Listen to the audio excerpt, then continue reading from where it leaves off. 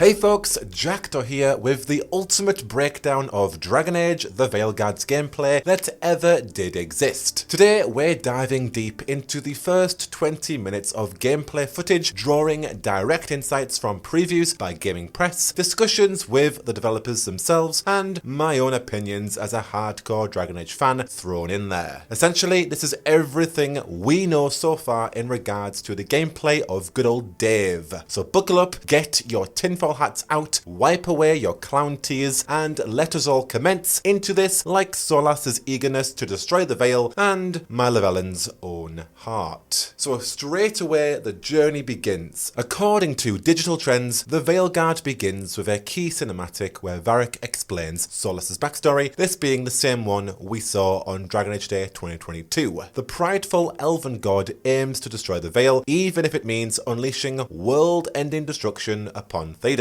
Players then create their hero, Rook, in a detailed character creator, and also recreate their Inquisitor from Dragon Age Inquisition, now set 9 years later after their last encounter with Solas. Players will then review and confirm key decisions from all previous games using a new tarot card system, making the Dragon Age Keep redundant as everything is now integrated in-game. A core tenet of the Veilguard is, quote, be who you want to be, reflected in the incredibly deep character creator, which has 5 categories: lineage, appearance, class, faction, and playstyle. Immediately, lineage determines your race, which you can choose between elf, Qunari, human, or dwarf, and of course your backstory, which now includes factions offering unique buffs and dialogue references. Players can also choose binary and non-binary pronouns and gender options. And there are dozens of hairstyles to choose from, with quote individual strands of hair rendered separately and reacting remarkably to in-game physics. Pulled from EA Sports, we do see a beautiful shot of Rook's lush hair in a warrior screenshot, and my word, Bioware have listened to our pleas. The game features, of course, warrior, mage, and rogue classes, each with 3 specializations. For example, the rogue has duelist, saboteur, or veil ranger. Custom difficulty options, such as adjusting parry windows, make the game accessible for all kinds of players. The character creator allows for extensive customization, including lighting adjustments to ensure your character looks perfect in any condition. As creative director John Epler says, you can pretty much adjust anything. When creating Rook, players can choose from 6 factions with deep roots in Thedas: the Antivan Crows, Grey Wardens, Shadow Dragons, Veil Jumpers, Lords of Fortune, and the Morn Watch. Your faction affects gameplay with unique dialogue, character interactions, and plot events. For instance, if you play as a Grey Warden, you get special dialogue about the Blight. And each faction also provides 3 distinct buffs, such as holding an extra potion or dealing extra damage to certain enemies. However, there are no unique faction origin missions. Rook's journey starts the same regardless of their chosen faction. So, after creating Rook, the game starts in a Manrathis tavern, where Rook questions a bartender about a detective who can aid in stopping Solas from opening the Veil. It's here where players face their first choice: negotiate with the bartender or intimidate them. And Veilguard's dialogue wheel presents summarized options, maintaining Bioware's classic style. As Rook works with Varric to locate the detective, Solas' ritual to destroy the Veil starts the narrative with immediate impact, evoking the same intensity of an epic finale. After leaving the bar, the player and Varric explore the lively streets of Manrathis in search of Nev, the best damn detective Varric has ever met. Varric's plan is to talk Solas down before he destroys the Veil. Even 9 years after Inquisition, Varric still aims to see the good in people. And since we begin this tale with Varric, I wonder if Rook is a nickname he gave us. The title holds various connotations: a powerful chess piece, potentially with a nod to Solas' own mind chess game that was in Inquisition. It could mean a rookie, suggesting a newcomer different to the Inquisitor, or it could also just be a rook as in the bird. There are so many possibilities, each with exciting opportunities. As Jackdaw, I do particularly like the bird connotation though. Now, magical signs illuminate the beautiful city of Manrafus as a distant storm heralds Solas' ritual. In Tevinter Nights, Dorian remarked that Manrafus was a city that never sleeps, and we certainly get that impression based on this preview. The Veilguard features a bold visual style with vibrant colours and intricate level design. There seems like there's more of an element of verticality now. The art style itself moves away from Frostbite's ultra-realism aesthetic. Epler highlights the game's strong contrast, with high fantasy magic and darker, somber themes. Yet, despite these contrasts, the Veilguard stays faithful to the essence of Dragon Age. Exploring regions like Tevinter are going to introduce more magic and vibrant colours, evoking this cyberpunk-like atmosphere. However, Epler does confirm that, quote, things get pretty grim and dark in some spaces for sure. Now, regarding Manrafus as literally the epicenter of Tevinter, Epler says something that we've kind of hinted at, but we've never really shown explicitly, is the idea that Tevinter is built on the bones of the ancient Elven Empire. Tevinter itself, Manrafus itself, all the magic you see, that's just a pale imitation of what the elves are capable of. So you'll start to see as you get deeper into the game, the elves, for example, worked lyrium into their building materials. Tevinter can't quite figure out how to do that. So instead, you'll see more gold and gems kind of imitating it, but not even quite approaching what the elves are able to do, and really creating that continuity of the space. Obviously, Solas isn't too thrilled that this world is the way it is, because he lived in a time of miracles and magic, and even the most magical place in Thedas isn't magic like the elven people used to be able to do. Now, immediately this is significant for setting the tone of the narrative, because it kind of confirms that fundamental aspects of Tevinter's culture,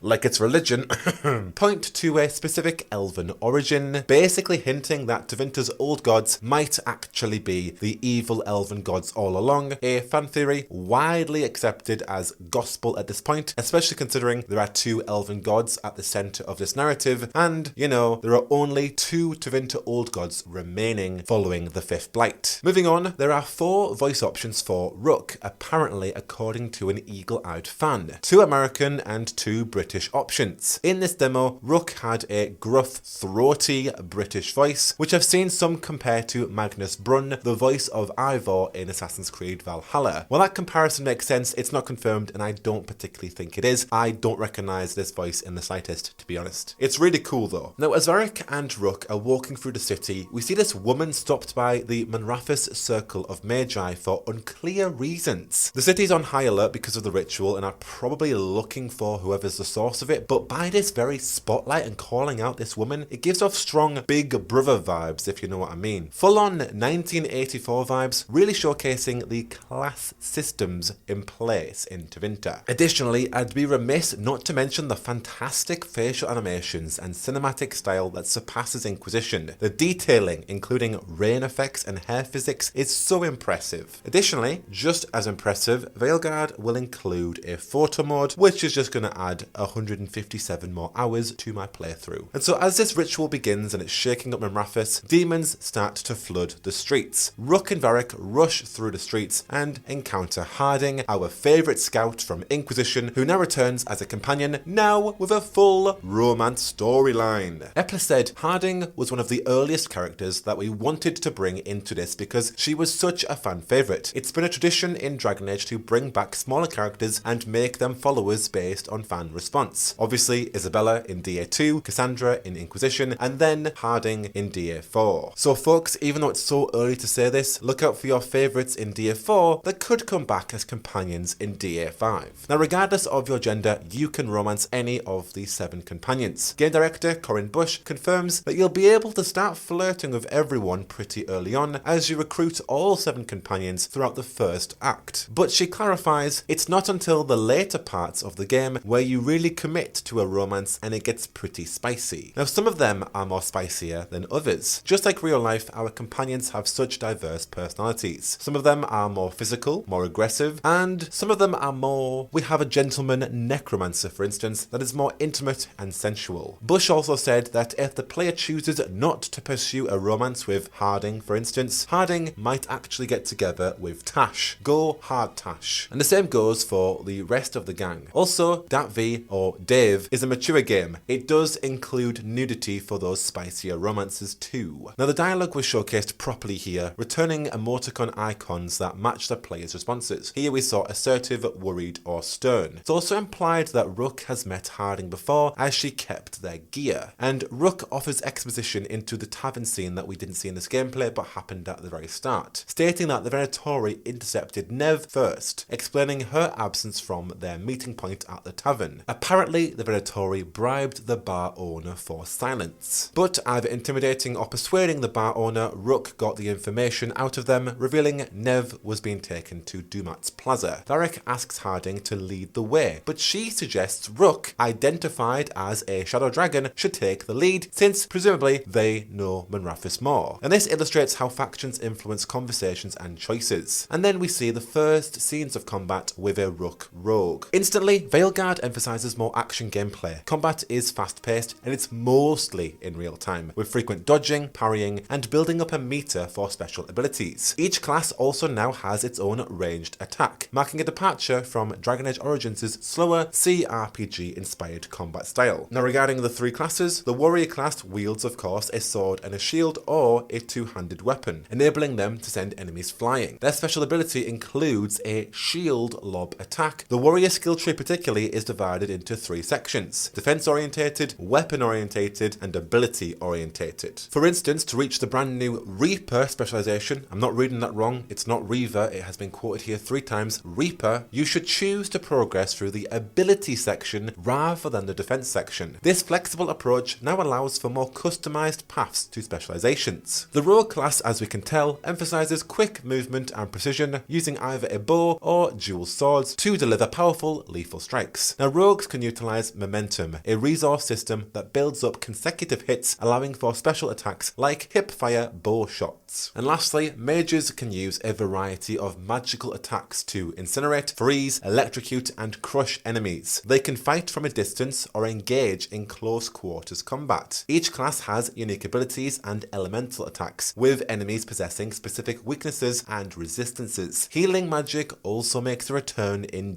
.v. Players can chain together elemental combos for additional damage, such as a gravity well to draw enemies in, followed by another attack to slow them down, and then unleashing a big area of effect attack. The skill trees are described as vast, allowing you to customize companions with specific kits for tackling certain enemy types, providing support as healers, or serving as flexible all-rounders. The level cap is 50 and you earn a skill point with each level up. Unlike other games where reaching a specialization can consume all of your skill points, in .v you unlock your specialization around the midpoint. This approach allows you to branch out and diversify your skills as you continue to progress. However, as a negative, this time around players do not take direct control of their companions as in past Dragon Age games, but they can pause the game to issue commands and coordinate abilities. And also somewhat of a negative, combat features a party size of 3 members instead of 4, similar to the system used in Mass Effect. As a plus, each companion has 5 core abilities, with choices that add mechanical changes to each one. For example, Nev and Balara are both mages and share 2 core mage abilities. However, their remaining 3 abilities are unique. Nev, an ice mage, has specific ice abilities that Balara does not, and this system allows for more personalized and varied companion skills. Okay, combat over, the Veilguard battles their way towards Solas and finds Nev, the beautiful ice mage detective they were originally searching for at the tavern. The Venatori thought that they had kidnapped Nev, but she throws them to death. Now I instantly love her voice, this Tevinter posh British accent, and her drip is stunning. Additionally, Nev means snow in Portuguese, perfectly fitting our icy detective. As Varric introduces the 2 shadow dragons, Nev and Rook, he mentions an old friend who says if he was working in Tevinter, the shadow dragons are trustworthy, which is of course a huge reference to Dorian. Now we just need Rook, Nev, Varric and Dorian to all meet up. Now Nev discovered traces of old magic, reminiscent of elven ruins, leading to a building beneath a statue of Andraste where Solas was hiding. The team heads there next and discovers Solas' hideout with an alluvian heading to the Arlafan forest. Now while the entirety of this first mission follows a straightforward path from point A to point B, the game features open-ended explorable areas with handcrafted quests and missions. These areas offer alternate paths, secrets to uncover, and optional content. As the team arrives just outside the ritual site in the Lavellan forest, they encounter statues of 7 elven gods. Now, originally, the pantheon consisted of 9 gods, but Fen'Harel, i.e. Solas, fled, and Mafal was slain. Solas imprisoned the remaining 7 gods for their crimes. So could this be the very place where he locked them away? Well, it certainly seems so, all but confirmed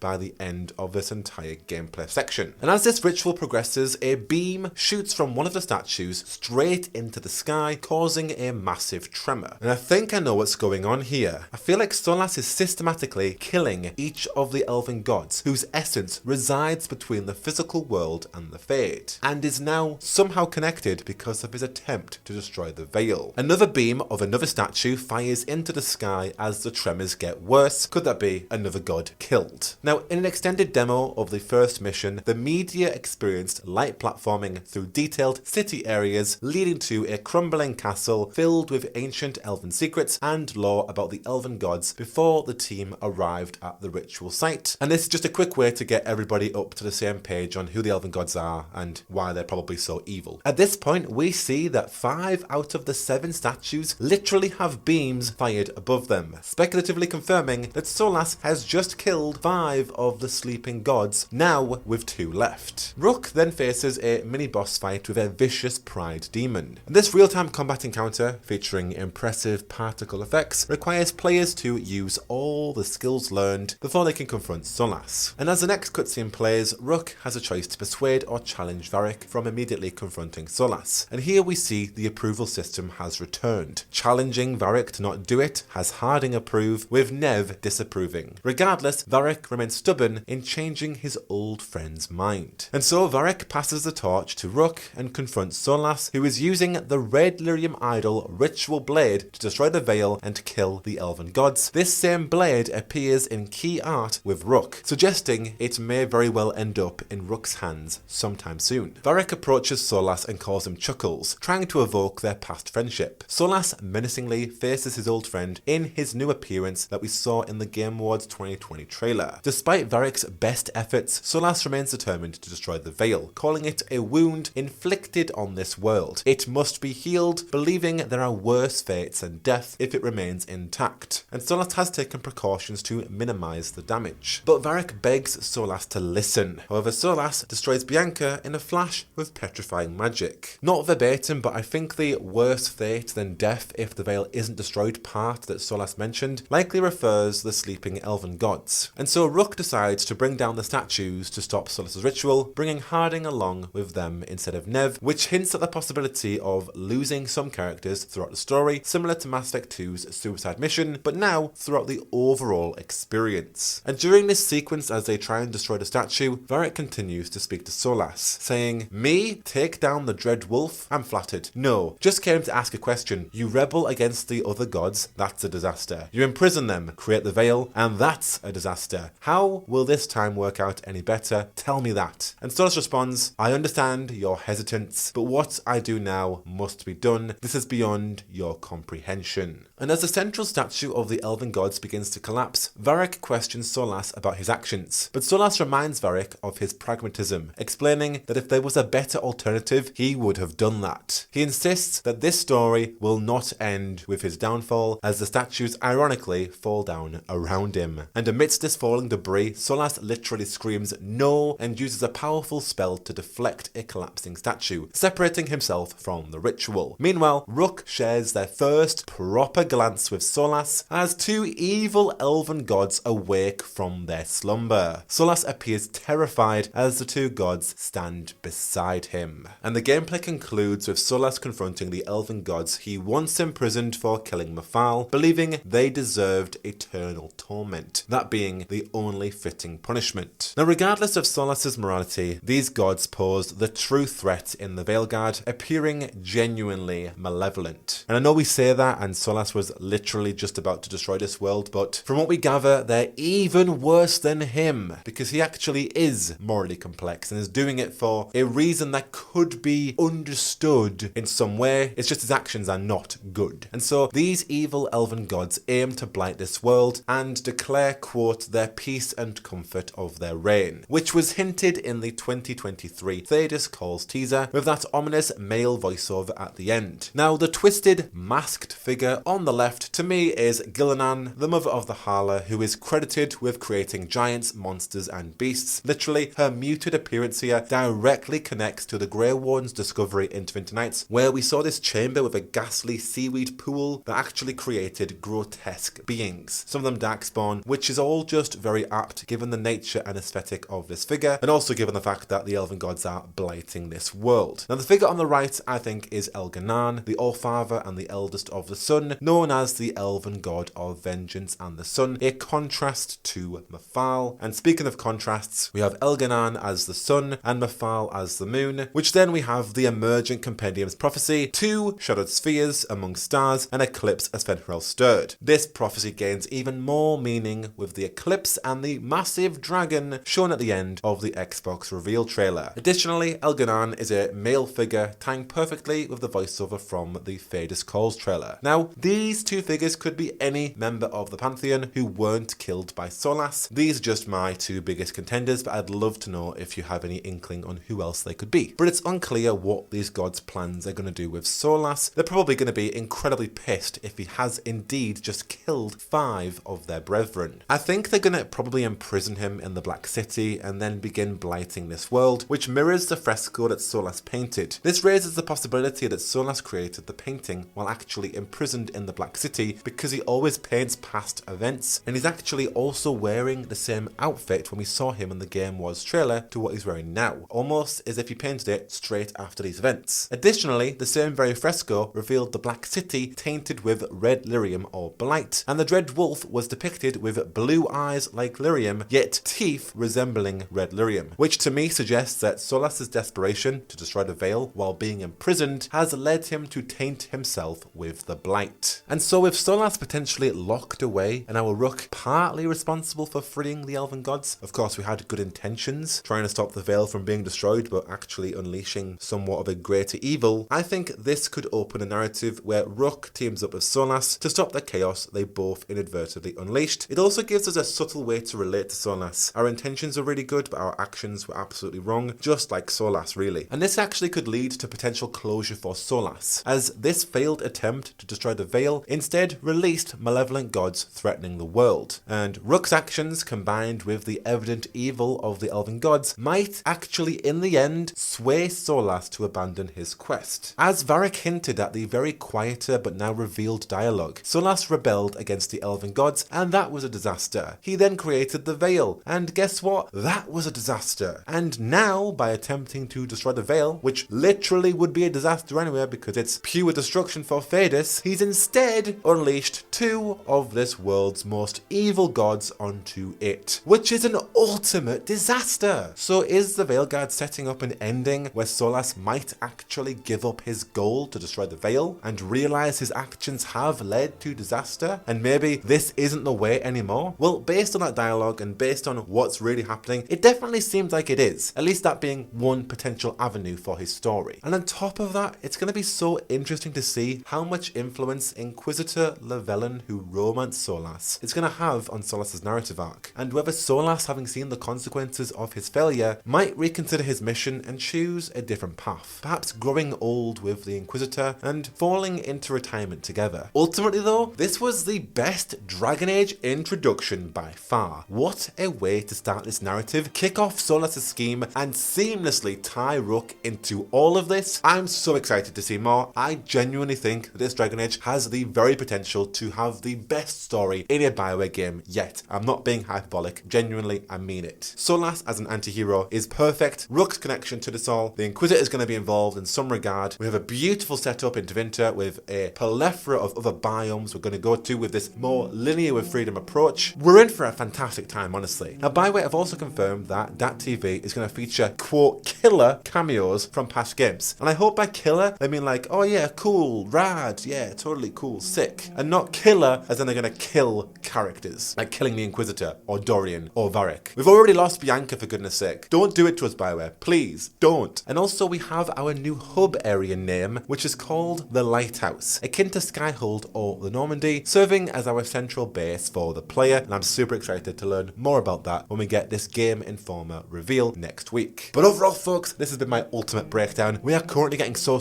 much news, and like holding water with your hands, I can't keep up. This is brilliant. I've got so many videos planned. So please hit that subscribe button, get your notifications turned on, and join me as we rally up to the launch of the Veilguard with all of the news and everything in between. You are already in the right place for the latest, the second BioWare tweets or something drops. But until the next one, I have been Jackdaw, and I should go. Whoa.